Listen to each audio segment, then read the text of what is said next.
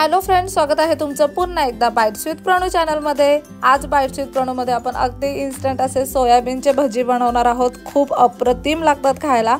त्यासाठी सगळ्यात पहिल्यांदा तरी ते आपण सोयाबीन घेतलेले आहेत। अगदी सुखे खडखडीत असे हे सोयाबीन आहेत। ह्यांना आता स्वच्छ आपण धुवून घेऊयात।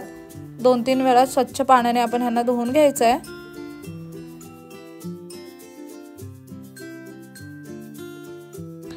इथे सोयाबीन आपण स्वच्छ धुवून घेतलेत। आता यामध्ये आपण पाणी टाकायचं। साधारणतः 1 ग्लासभर इतकं पाणी आपण यामध्ये टाकलेलं आहे। त्यामध्ये 1 चमचाभर इतकी आलं लसूण पेस्ट टाकूयात।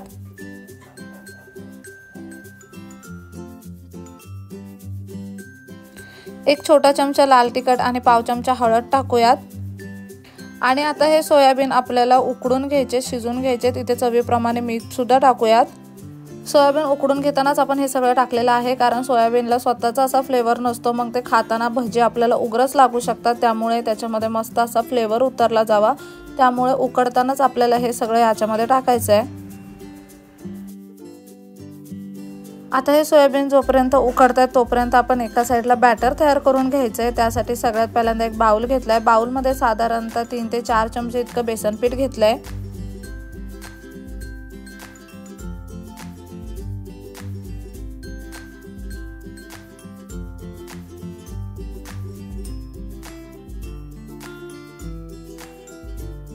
भजी मस्त कुरकुरीत व्हावेत यासाठी याच्यामध्ये 1 चमचाभर इतकं तांदळाचं पीठ सुद्धा आपल्याला टाकायचं आहे। त्यानंतर यामध्ये 1 मोठा चमचाभर इतकं लाल तिखट टाकूयात।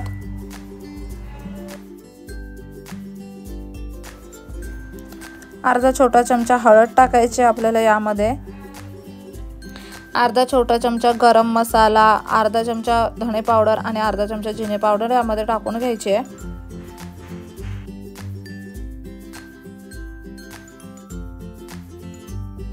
इथे चवीप्रमाणे मीठ आपण यामध्ये टाकून घेऊयात।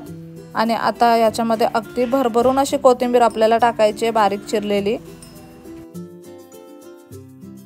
तुम्हाला जर याच्यामध्ये सोडा ॲड करायचा असेल तर अगदी चिमूटभर इतका सोडा तुम्ही यामध्ये ॲड करू शकता, पण आपण इथे सोडा ॲड केलेला नाहीये। त्यानंतर आपण इथे 1 चमचाभर इतकं तेल टाकणार आहोत। आणि आता आवश्यकतेप्रमाणे पाणी टाकून ह्याचं मस्त असं घट्टसर बॅटर तयार करून घ्यायचं आहे।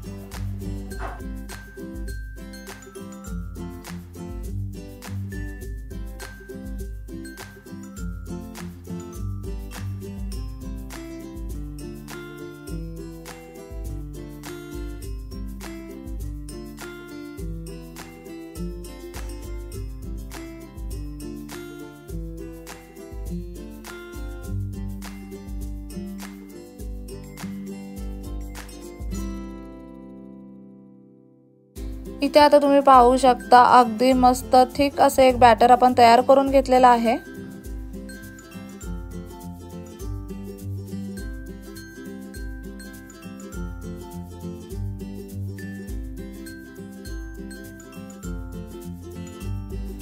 आता इथे जोपर्यंत आपण बॅटर तयार करून घेतलेला आहे तोपर्यंत इथे मस्त असे सोयाबीन सुद्धा उकडलेले आहेत। इथे तुम्ही पाहू शकता अगदी छान असे सोयाबीन उकडले गेलेले आहेत, मस्त असे फुललेत सुद्धा।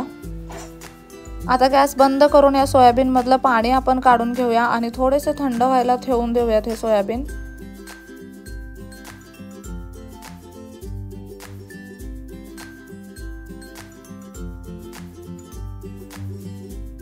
इथे एक भांडं घेतलं आपण, त्यावरती ही जाळी ठेवली आहे। ह्या सोयाबीन मधलं सगळं पाणी आता आपण यामध्ये काढून घेऊयात।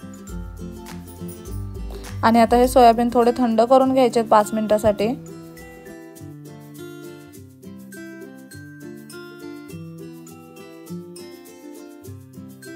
सोयाबीन थोडेसे थंड झाले ना की अशा पद्धतीने ते पुन्हा पिळून घ्यायचे, म्हणजे त्याच्यामधलं जे अतिरिक्त पाणी आहे ते सुद्धा पूर्णपणे निघून जाईल।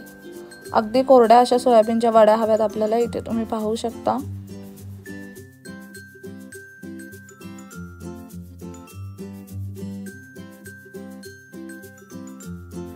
ह्यातलं जे एक्स्ट्राचं पाणी होतं ते सुद्धा आपण पूर्णपणे काढून घेतलेलं आहे।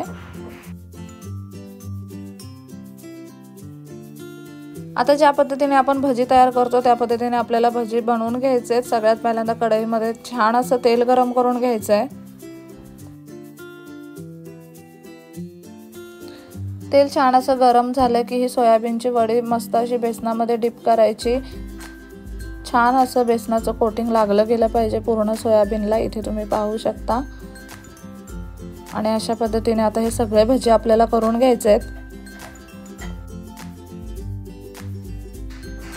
आता काही मुलांना चिकन वगैरे खूप जास्त आवडतं, पण दररोजच आपण मुलांना ते देऊ शकत नाही। अशा वेळी जर मुलांना कुकूचं क्रेविंग होत असेल तर त्यावेळी तुम्ही हे सोयाबीनचे भजी मुलांना देऊ शकता। अगदी चिकनच्या भजीसारखे लागतात खायला आणि मुलं सुद्धा अगदी आवडीने कुकूचे भजी म्हणून हे खातात सुद्धा।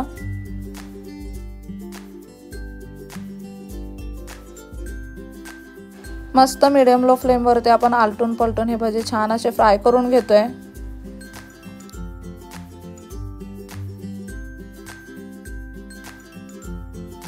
अगदी छान कुरकुरीत असे हे भजी बनतात।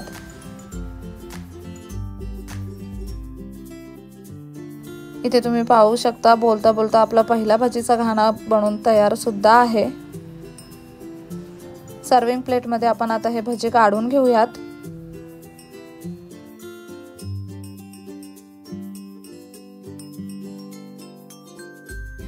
अशाच पद्धतीने आता बाकीचे सगळे भजी आपल्याला तयार करून घ्यायचे आहेत।